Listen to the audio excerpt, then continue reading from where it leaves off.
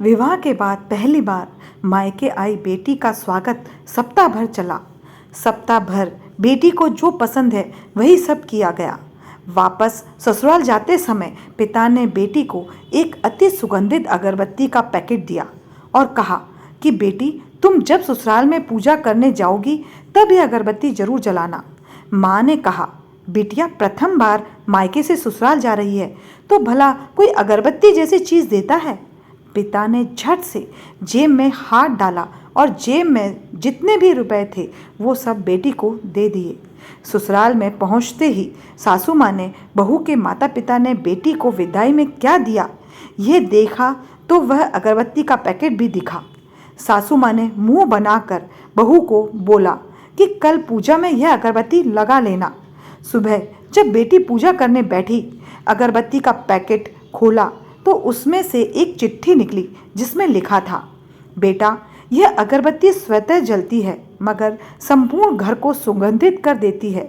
इतना ही नहीं, आजू बाजू के पूरे वातावरण को भी अपने महक से सुगंधित एवं प्रफुल्लित कर देती है।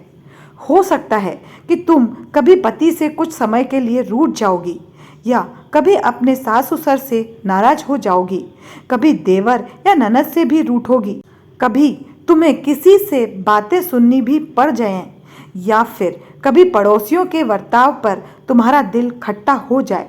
तब तुम मेरी यह भेंट ध्यान में रखना, अगरबत्ती की तरह जलना। जैसा अगरबत्ती स्वयं जलते हुए पूरे घर और संपूर्ण परिसर को सुगंधित और प्रफुल्लित कर ऊर्जा से भरती है, ठीक उसी तरह तुम स्वयं सहन करते हुए ससुराल को अपना मायका समझकर सबको अपने व्यवहार और कर्म से सुगंधित और प्रफुल्लित करना। बेटी चिट्ठी पढ़कर फुबक कर रोने लगी। सासू माँ लपक कर आई। पति और ससुर जी भी पूजा घर में पहुँचे जहाँ बहू रो रही थी। अरे, हाथ को चटका लग गया क्या? ऐसा पति ने पूछा। क्या हुआ यह तो बताओ, ससुर जी बोले। सासू माँ आजू बाजू के सामान पर कुछ है क्या यह देखने लगी। तब उन्हें पिता द्वारा सुंदर अक्षरों में लिखी हुई चिट्ठी नजर आई।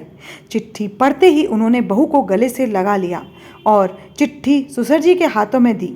चश्मा ना पहने होने की वजह से चिट्ठी बेटे को देकर पढ़ने के लिए कहा। सारी बात समझते ही संपूर्ण घर स्तब्ध हो गया। सासू माँ बोली, अरे, ये चिट्ठी फ्रेम करानी है। यह मेरी बहू को मिली हुई सबसे अनमोल भेंट है। पूजा घर के बाजू में ही इसकी फ्रेम होनी चाहिए। और फिर सदैव फ्रेम अपने शब्दों से संपूर्ण घर और अगल बगल के वातावरण को अपने अत से महकाती रही। अगरबत्ती का पूरा खत्म होने के बावजूद भी